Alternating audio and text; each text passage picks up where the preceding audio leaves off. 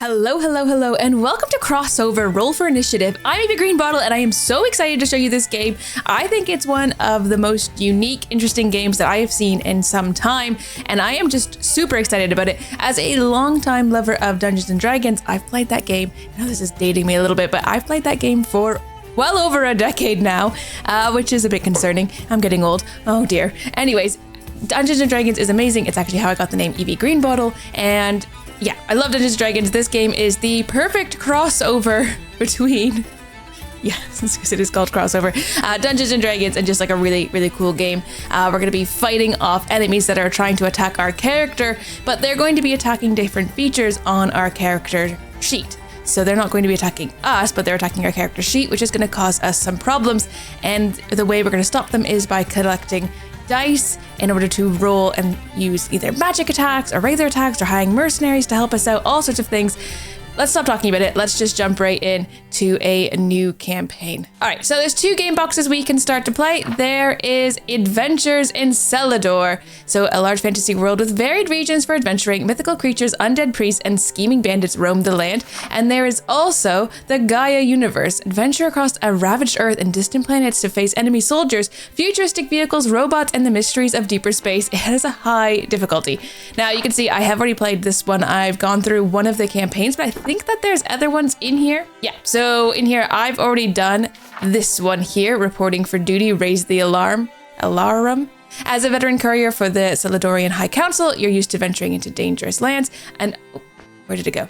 I've beat it as an elf mage, but take a look. You can have all these different combos and beat it in that way. So maybe we'll choose a different combo this time and see if we can beat it again. You know what? I think we will do that. I've done an elf mage. Maybe, a rogue could be kind of fun now. Let's take a look. So here we are. We are rolling up our character on our character sheet. We can name them. So of course, we'll be Evie Greenbottle because that is my D&D name also. And we could be a human, we could be an elf, a halfling, a dwarf. Currently, these are locked, the furchins and the orcs. Now, I could unlock them because I do have the gems for it. Also, Huntmaster and Monk could be unlocked as well because we do have those. Not actually sure what else we use the gems for, so you know what, let's just unlock all of these and then we have them. There we go. Okay, now we have lots of choice about what we want to be. Oh, a furchin, it's like a cat thing. I think let's be a halfling rogue. So Evie Greenbottle, my D&D character, actually was a halfling rogue. So that's pretty cool. Now, as a halfling rogue, we're gonna have -1 to our strength, but +3 dex, -1 to our con, +0 intelligence, -2 to our wisdom, whoops, and +2 charisma. And a rogue is fairly resourceful, kind of good at everything here. Max spells are 4, max weapon slots are 4, max items 5, and max mercenary slots are 4 as well. Going to be starting with 150 gold. We get a bit of cooldown for spells and weapons, and our shop power prices are a little lower. I think that seems pretty good. We want to be collecting the green, the red, the yellow, and the purple, but I guess any of them that we collect are actually helpful, but green, red, yellow, and purple are the ones we need to focus on, and you're going to see how we collect those in just a second. So we're going to be traveling across this map, and as we travel, we're going to read more of the story. So as we reach the High Council's chamber for an urgent task, you spot a trail of blood leading to the council guard's mutilated corpse. A fresh kill. Oh dear. But we can visit the merchant whenever we are at one of these screens. We can get some clothing for our little guy, a fine and dandy dapper cap. That's quite nice, actually. I kind of like that. We do have 150 starting gold, so we can't actually afford anything on the top row. We could get some holy water. We could get an armor scroll, or we get some burning oil. I think we probably don't need to spend any of our money this first time, though. The first fight isn't usually too difficult, so let's jump into it. So here's our character sheet. This is where we need to be protecting. We've got 14 seconds, and now we have to match up dice, make 3 or more in a row to get some bonuses. Now, when you get 4 in a row or 5 in a row, that blue kind of glow goes across your screen, and that actually will do damage to enemies if they're on the screen. They're not at the moment, but here's our first portal opening. We need to see what we can do. We've got a necrotic cantrip that we can cast. Don't know what that did. We've got a fine point dagger we can use to stab. And as long as we've got 1d4s in the little bank over here, we can use that. Or the poison darts if we've got 1d6s. And they do kind of, 1d4 or 1d6 damage, just as they would in Dungeons & Dragons, if you're familiar with how that game's played. Now you can see these enemies are attacking our character sheet. So they're going after our wisdom at the moment. This guy's now going after our HP. So we need to defend him off because of course, if he lowers our HP down to 0, we're gonna have a problem. We've already lost a wisdom. Oh, and we're out of matched dice. So we need to be matching dice as often as possible here to make sure we've got the ones we need to keep fighting. That's going to give a blast though and help with that. We can use our dagger and get rid of that guy. And I think, is that the first wave done? No, there's still a guy here. Get rid of him. All right, next wave starts in 8 seconds. So let's use that to get some more dice stored up. Because yeah, when you run out of dice, these little green orb things, they turn red and then you can't use that skill. The enemies can also attack your skills, which is like very annoying, honestly, because then you can't use those skills either if they've destroyed them. Or if they've destroyed certain stats, it just impacts everything as you go. So I quite like these types of games where you have to match three in a row. I play a lot of these on my phone, like kind of in downtime, or if I'm watching TV, I'll be scrolling, like playing these kinds of games on my phone. Yeah, can get a little addicted to these types of games. Now this one I just find, like this is really fun. It is actually really intense as you're going along.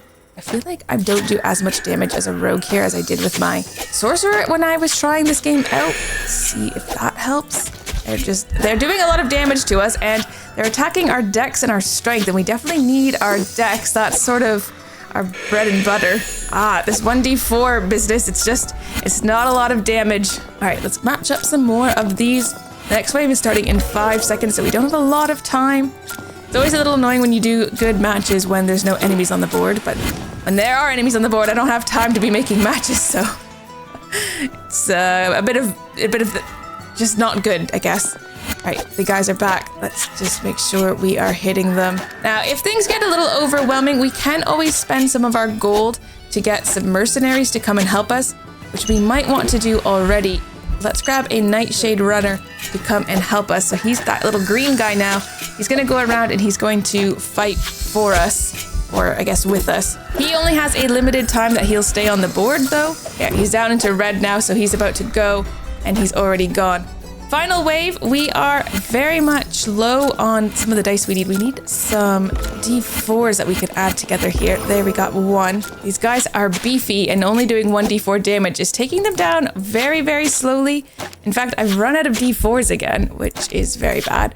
We're down to 5 health. Okay, we got him. And the stage has been completed. But we did run out of d4s and d6s. We do get gold from any dice that we had spare.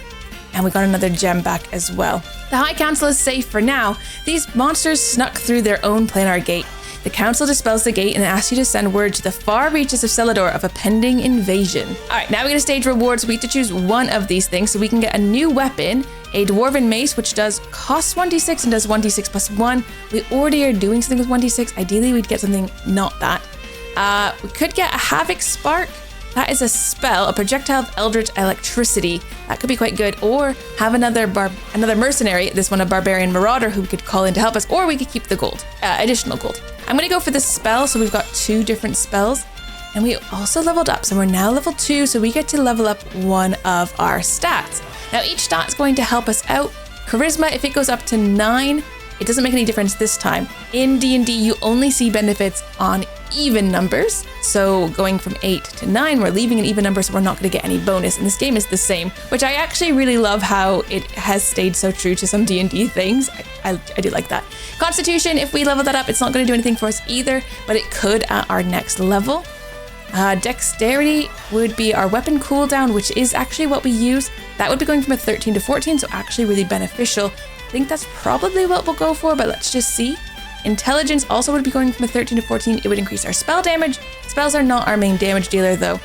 Wisdom would be going from 10 to 11, so not really helpful. Strength though, would be going from 8 to 9, not helping this turn, but it does increase our weapon damage, which could be helpful. Let's go for the dexterity this time, and then probably we're gonna need to put 2 points into strength, but we found an encounter. An old man stumbles from behind a cart and begs you for food. He seems so weak that he will die without immediate nourishment. Hand him your largest strip of dried and salted meat. Toss him an apple you found on the road, or turn your back and walk away. Let's toss him an apple that we found on the road, because of course, if we get rid of all of, I guess we have an apple, we could always eat that ourselves. Give him an apple, it's nice and healthy. Oh no! Fruit is clearly not enough to sate him. He launches at you with an almost vampiric bloodlust and surprising strength. You drive a nearby stake through his heart, but not before he bites your neck. You fight off the undead disease, but it leaves you weak, and we've actually lost another strength. Okay, that's fairly disastrous. Okay. Right, we can go to the merchant now that we are here. So we are warning the mayor of Khanhold.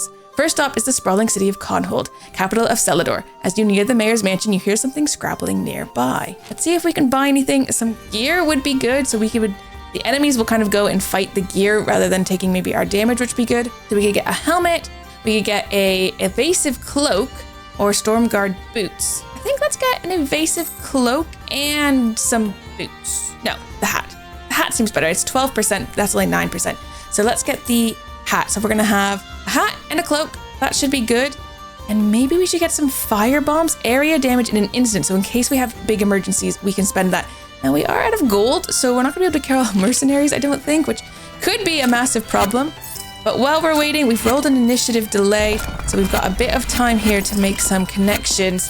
Hopefully getting lots and lots of dice to use against the enemies. There's a 4, which is gonna cause that spell to kind of go across the sheet. There's no enemies at the moment. Would have been great later on, but oh, see, we just need to be collecting these dice because we need them so we can continually throw out damage.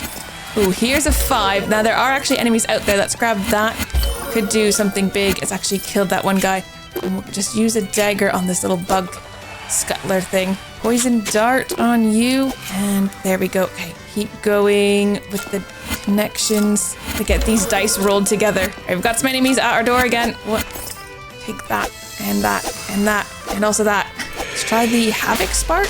Ooh, yeah, that's pretty good. It's got a bit of a cooldown. It's a D10 though. We're not using a D10 anywhere else. So actually that's quite good to have that spell. We might not do tons of damage with spells, but honestly, our strength is so low, we don't do tons of damage with our weapons either. And that would be our bread and butter as a rogue. I think getting the enemies poisoned early is helpful because then they do take poison damage, which is sort of getting rid of them. That's gonna cause that to go across. Is that helping? You poisoned, should finish you off. Just a bit of poison. Acid tick has exploded. Oh, you didn't die. Okay, go, shoot, shoot. This guy's got a lot of, he's either got a lot of health or we just have gotten a little unlucky. Let's just cast some spells out here. They've already destroyed our new cloak, which is extremely unfortunate because, I mean, we just got that. Kind of wanted it. But it's better that they're going for the cloak than our stats, I suppose, or our health. Okay, we are taking some serious damage in here. Can I afford a mercenary to come and help? Yes. Let's get him in then because there's a lot happening here. All right, he's going to be on those guys. So I'm going to go back to getting some dice together. Ooh, not sure what just happened there, but it seems to have killed a lot of things. I'll take it. We are taking damage though. All of these things take a little bit too long on the cooldown, and there's just not a lot of damage coming on from our weapons. Ooh, but we've completed the stage. Another gem, 292 gold pieces. We'll take it. The mayor thanks you and feeds you well before you head on to your next destination. All right, we've got a Squire's Lance, a 1d10 starter thrusting weapon. I think that could be really good for us. Or unless you're a pyromaniac, a pyro flash spell, another mercenary that could come fight, or we could take the gold. I think the Squire's Lance, 1d10. And we need to be upping that strength. It's down to 7, ouch. Let's go strength. Goes back up to 8, which does help a little bit. You pause your journey at a homely tavern while sipping your ale. A group of mercenaries enter and start harassing a young server.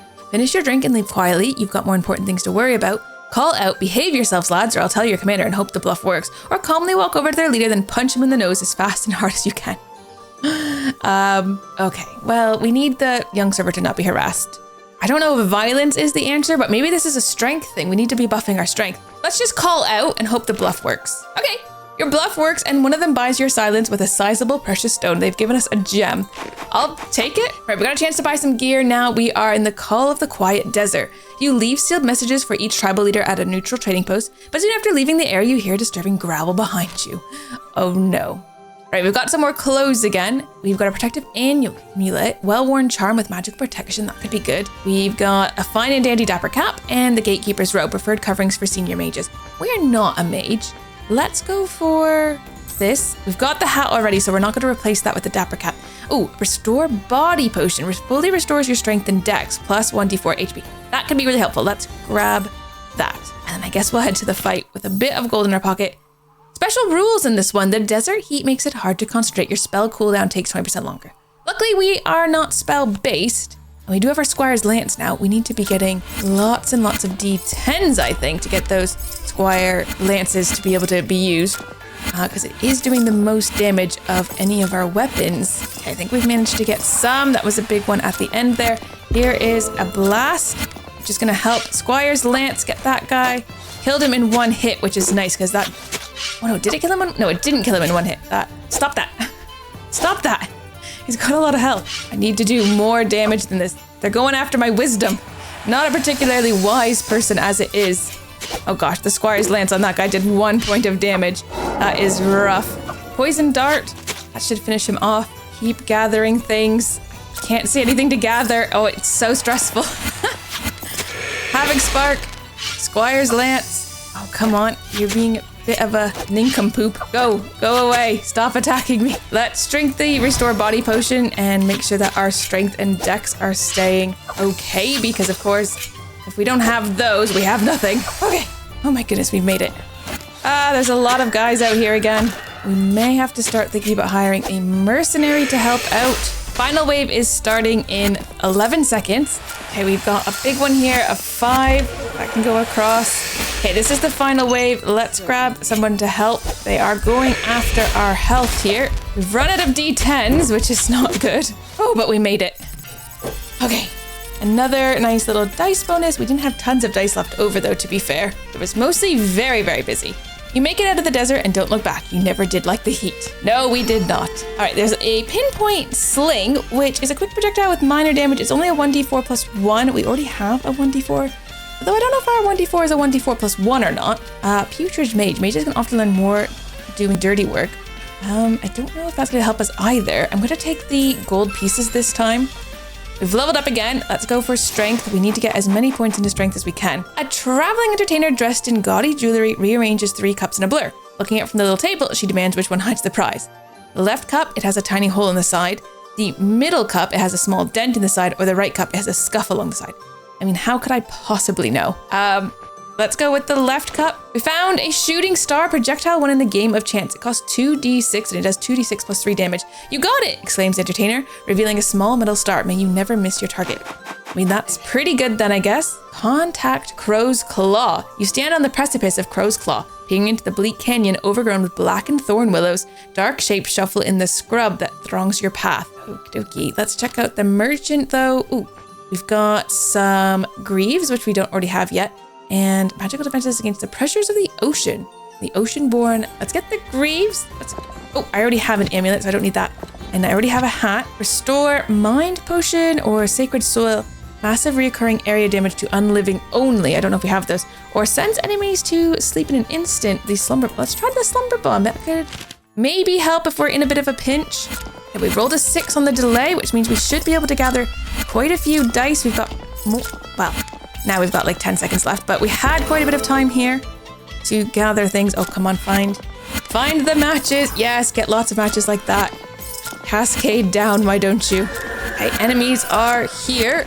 We are getting some dice damage out without even having to do anything. Let's try our shooting star. Our very first one, it does 2d6 damage, which means we're gonna go through our d6s much faster. We're going to need to be making the green combos whenever possible.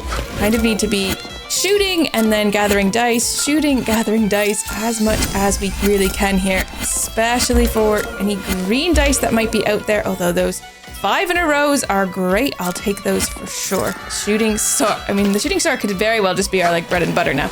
It's definitely a great damage dealer. Don't think the tick has any health, so we probably don't want to use something really good on it. They're going after our charisma. We are running out of some stuff that we really need. Let's use the acid bomb right here. I'm gonna get the Nightshade Runner product cantrip as well.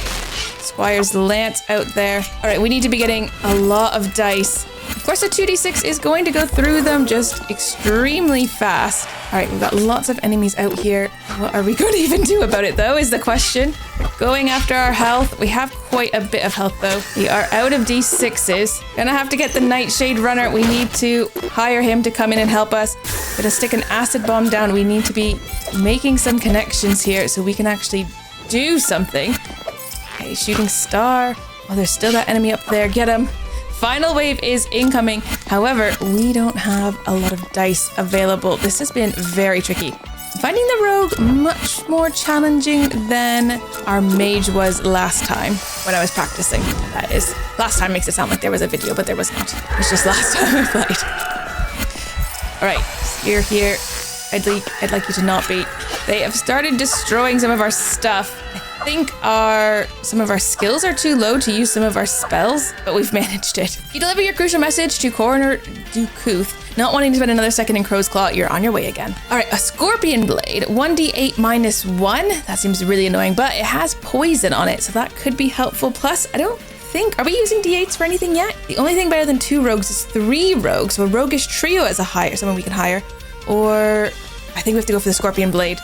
No free slot, replace one or choose a different weapon. Let's see, this is a d8. We've got a lot of things that are using d6s, so let's replace the poison darts. This is poison, so it's gonna be better. Plus that poison darts are 1d6 minus 1. This is 1d8 minus 1, so still in theory going to be better. Let's take a look at the gear. This plate mail here. I mean, I feel like that would be better than a cloak.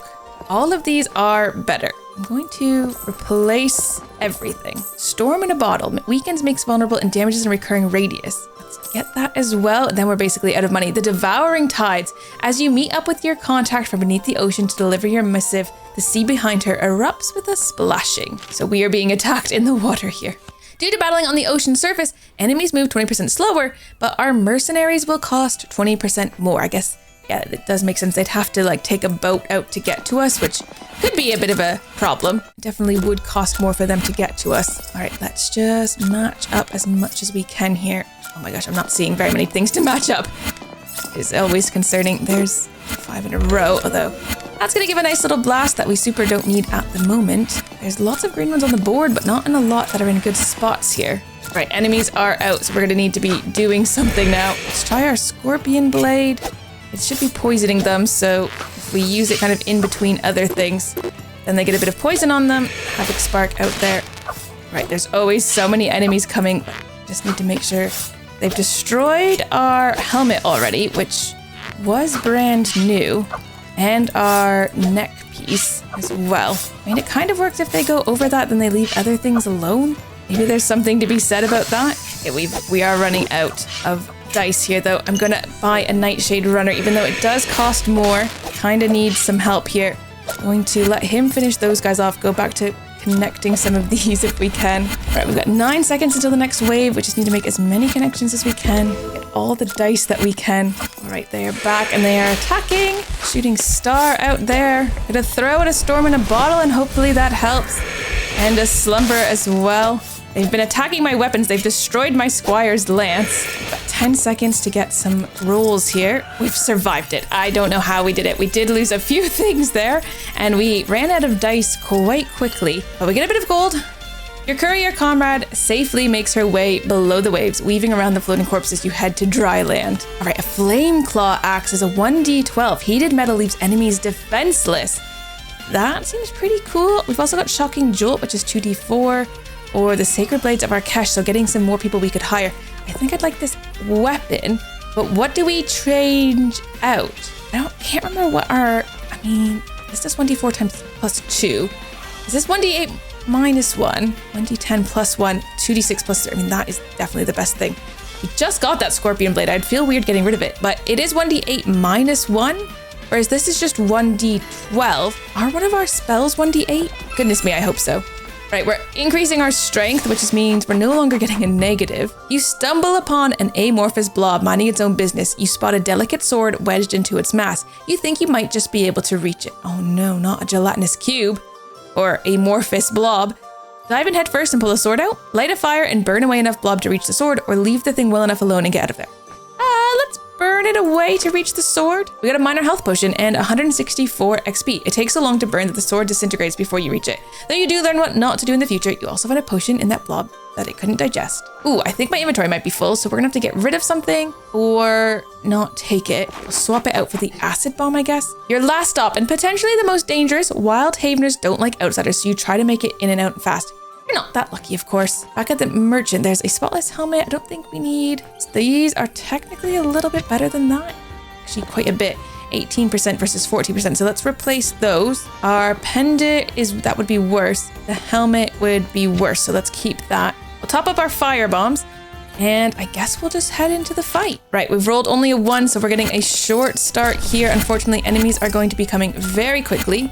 Also, there was 5 in a row that got ruined when it moved. Okay, here we go. Oh, that went the wrong direction, so I didn't get that either. Enemies are coming though, so we need to be ready. Right, a bit of that to get started, and one of those as well. And now let's do a shooting star over there. We hit many enemies there. These are big, like, bear guys. Next wave is going to be on its way. Let's get some dice again. You guys have to let me know what you think of this game. I find it super fun to play. I love it. I think it's like a really unique, cool idea for a game. I love how Dungeons and Dragons heavy it is without being anything like Dungeons and Dragons. I think it's great. If you are a Dungeons and Dragons fan, I bet that you'd love this game as well. It's just good fun. It really is. Okay, shooting star. Oh no, not the nymphs. Not the oh, whoa. Ah, they're getting a bit intense out here. Get the shooting star on that guy. Is it enough? It was. Okay, next wave is incoming shortly. Let's just get these rolled. Oh, of course, you get 4 in a row when you don't need 4 in a row. And there's another 4 in a row when I don't need 4 in a row. I mean, technically you could not grab them, but then you risk moving the dice and it not being there anyways if you tried to like match other dice and leave the 4s in a row. Shooting star on the bear guy. Nope, Squire's lance him then. These little nymphs can be quite strong. Flame call axe. The ticks don't have any health, so anything you use will just be good. Right, they are going after our health here massively. Ah, what are you going after? Stop that. Stop attacking me. Oh, these are my spells and weapons. Right, storm in a bottle. Let's put that down. I need a little bit of help here. Squire's lance on the nymph. I think they randomly shield, which is quite annoying. Can you not do that? All right, final wave is coming. So let's just get some dice ready. Oh, I can't see anything that matches. The panic, it takes over. Okay, let's grab a Nightshade runner to help us out. They are attacking our weapons down here, so we need them to kindly stop that. Let's give them a slumber bomb up there. Can you stop that? Keep those guys slumbered if we can. All right, we've done it. Stage complete. We had to use a few things there, but we've managed it. Oh, and a bit of extra gold. Not too much though. The visible danger is gone, but it's what you can't see that should worry you in Wildhaven. You pin your message to a tree, flare up a delivery signal for the nearest warden to see, and get out fast. All right, ooh, a Stoic Morningstar is another 2d6 weapon. Now, what's our current? Our current is 2d6 plus 3, so cancel. That one's not as good as the one we currently have. Howling Wind here is a 1d4 plus 1. Or a Goddess Avenger. So we could hire them for 125. Any excuse to spread the word of her fallen goddess. Ranged, and she's disruptive. Let's get the mercenary. Let's try that. Let's put this point. Oh, where are we going to put this point, actually? Put it into strength again. We've gotten a lot of strength. But we are back to our final stage here, back to defending the High Council. You return to the High Council with news of your success, but are greeted by the sounds of clashing swords and sizzling spells. The council is under assault. Can we buy... Ooh, this one gives... Power Strike Gauntlets give +1 strength. Yes, replace those. And this one gives more constitution. Yes, buy those also. Definitely buy those. Okay, our potions are full, so we can't buy anything else. Plus, we're completely out of money. We could trade gems in for money, but I think we will be okay. Let's get back into this fight. We need to start matching these up if we can. Find as many matches as we can. I'm not seeing many. I want more D6 matches. That's kind of what we need. Actually, you know what? Actually, no. We need everything at this point. We've got such a good range of weapons now that we just need to have lots of weapons. Enemies are now coming. Ooh, here's a 4 in a row though, so let's get that. That's going to help. We'll take our lance out there and start hitting them. Let's take the shooting star because that's actually our strongest one. There are lots of enemies coming out, attacking all different spots. Now this is the final one, so we may as well go all out using our potions that we have, spending our coins. We can get the Goddess Avenger out here. She can come and help just to make sure that we do in fact survive to the end. Right, next wave is coming shortly, so let's get back to connecting our dice up. Okay, and the next wave is here. The goddess is still out there. She's doing some fighting for just a second. I'm gonna just continue to see what we can get over here. Oh my goodness, I'm not seeing anything. I'm not seeing anything. Oh, there we go. All right, stop attacking my legs, please. All right, this is, I think it's going okay. I think we're doing all right. Oh, missed the spell though, which is not helpful. we've just lost our something, the arms, I think. All right, trying to get this last guy. Come on, shoo. I'm running out of dice. All right, we need to be getting dice now. Oh no, there's someone else here. Hold on, get a Nightshade Runner to come help while we get some dice back. Oh, we just had a 5 in a row that we could have had, but I didn't use it. I don't think there's any, no, we're currently waiting. Oh, we just got 4 in a row multiple times there. I mean, I can't complain. It's going to give us the dice, but there wasn't any enemies when it happened. So enemies are here now. Let's grab another Nightshade Runner. Squire's Lance those guys using the dagger sometimes. Shooting Star has quite, you have to be kind of careful to aim that one. Because I think some of these other ones have quite a big space that they'll cover in our upgraded weapons that we have. Grabbing another Goddess Avenger, as we might as well. Right, enemies, I think, are being fairly well covered here. We're out of D6s though, which isn't great because that's my best weapon. We need to get back over here and start connecting some things up. Stop that. Stop hitting me. Go away. All right, next wave is coming in 10 seconds. Ah, panic. Panic, I don't see any connections. Matches, do the thing. Oh no, oh no. Okay, get a Nightshade Runner, they're very helpful. Oh, here's another 4 in a row, which is good. Here's another 4 in a row. Okay, Slumber Bomb, and we're gonna burning oil them, and then hopefully we can destroy these guys. Except this guy, he doesn't wanna go. All right, final wave is coming in 11 seconds. All right, got some good matches in here. Here's a 4. Let's grab the Nightshade Runner and the Goddess. Let's pop the health potion using our dagger, getting the shooting stars in. That guy's a big guy, so let's see what we can do damage-wise. And we've done it. The stage has been completed. Oh, that feels very good because that was quite intense, must say. We had so many D8s at the end there. I don't think we used them too much. What do we have for D8s? Oh, nothing. We weren't even using D8s. Okay. The High Council is safe once again thanks to your timely intervention swinging the tide of battle. Now they can turn their full attention back to exploring the source of this Celador-wide incursion. And we have done it. We've completed the campaign. Your task is complete. You ride off to your next adventure. Celador is safe in the High Council's hands for now. I imagine a halfling rogue wasn't the most ideal person we could have chosen because halflings aren't very strong. They're just sneaky. I didn't realize that our weapons were going to be fully strength-based because in D&D, usually you would use, if you were playing a rogue halfling, you would be using dex because, you know, halflings can be quite dexterous. Anyways, that was super fun and I've massively loved this game. They also have a co-op version of the game, which seems really, really cool. If you're watching this video on the day that it has come out, make sure you head over to my Twitch channel tomorrow. That would be the 24th of July because on Twitch I will be doing a giveaway for a key for this game and you need to be there to win it. So come on over to my Twitch channel, check it out. There's a link down below in the description. And if you come and hang out on Wednesday the 24th, we will be giving out 1 key for this game. It's gonna be really fun and I will see you there. Have a great one. Take care. Bye-bye.